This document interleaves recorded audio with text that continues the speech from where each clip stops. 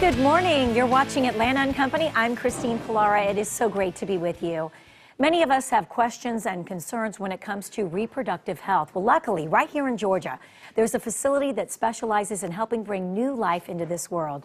Reproductive Biology Associates was established back in 1983 as Georgia's first IVF treatment center.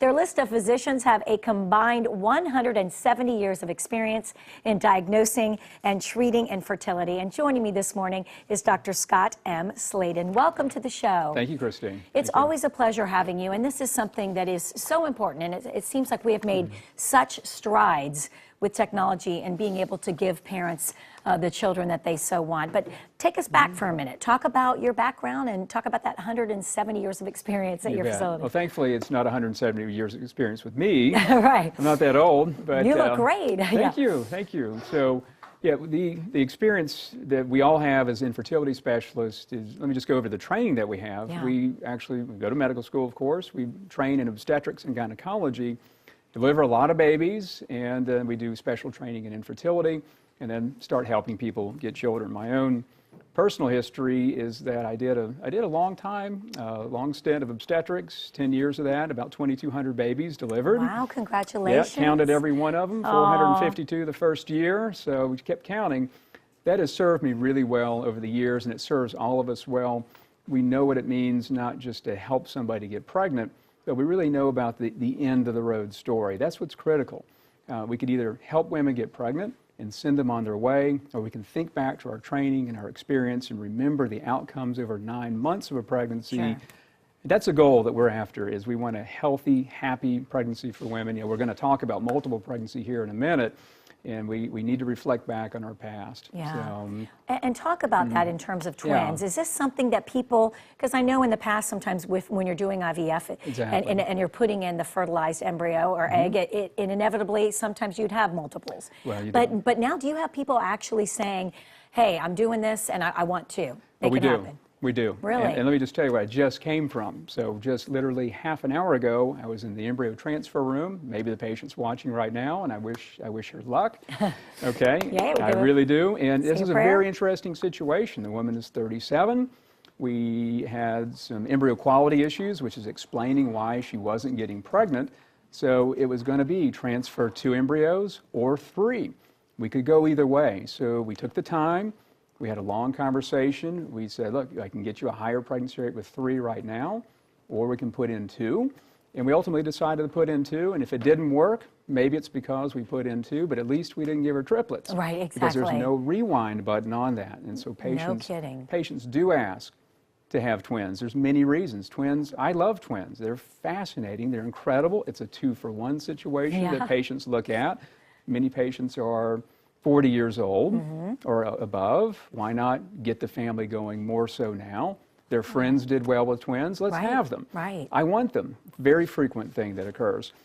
We have to educate patients based on our past as obstetricians that twins are instantly a high-risk pregnancy. Sure. Now, why is that? Because I've had friends that have had twins and everything was fine. Now, they didn't go the full term. They didn't ever seem to go the 40 weeks. You always seem to take them a little bit early. But talk to me about the concern or the care in terms of the whole actual pregnancy. Well, the key thing to it, you just said it, is that my friends did well, so I think I'll do well too. Right. And you know, that's usually the case. We all knew twins growing up. They seem to be okay. My mom's a twin, by There the you way. go. She's fine, right? She's fine, okay. yeah. You're okay. Yeah. So, you know, but the real story there is that, you know, the biggest risk is prematurity. Right. And, you know, the majority of twins deliver at 35 weeks.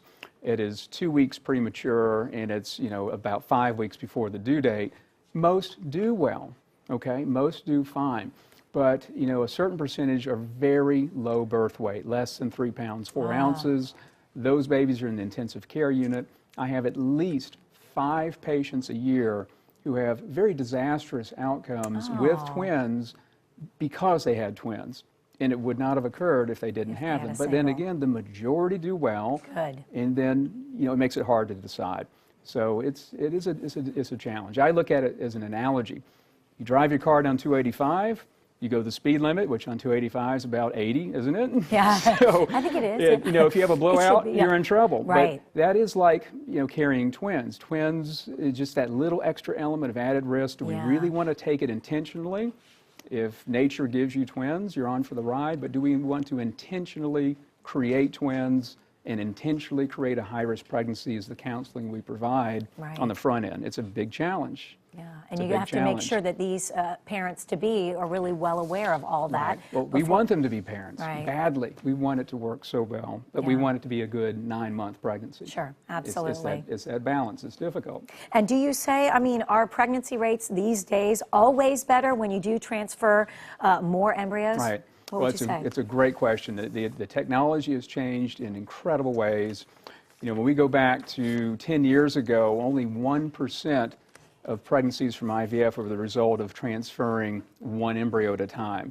Okay, now fast forward more than 10 years ahead, it is a significant increase in the number of elective single embryo transfers. And if you're below 35, and if you're high prognosis, meaning that there are good things going on for you, and we're doing IVF, and the embryo quality is excellent, and we have extra embryos to freeze, we really can't prove a better pregnancy rate putting in 2 versus 1.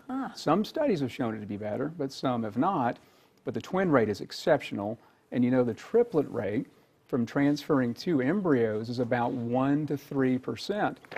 Well, that's nothing, right? Right. Okay, ask me how many patients a year I have who have triplets where we put in 2 embryos. Ask me. Well, how many? 2 every year.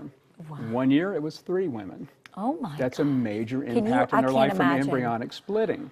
So we have to be aware of that one too. Absolutely. So single embryo transfer. Yeah, very it's important. fascinating. I love having you guys on, and I know it's so helpful for women out there and men who are watching who, as I said, wanted to start a family.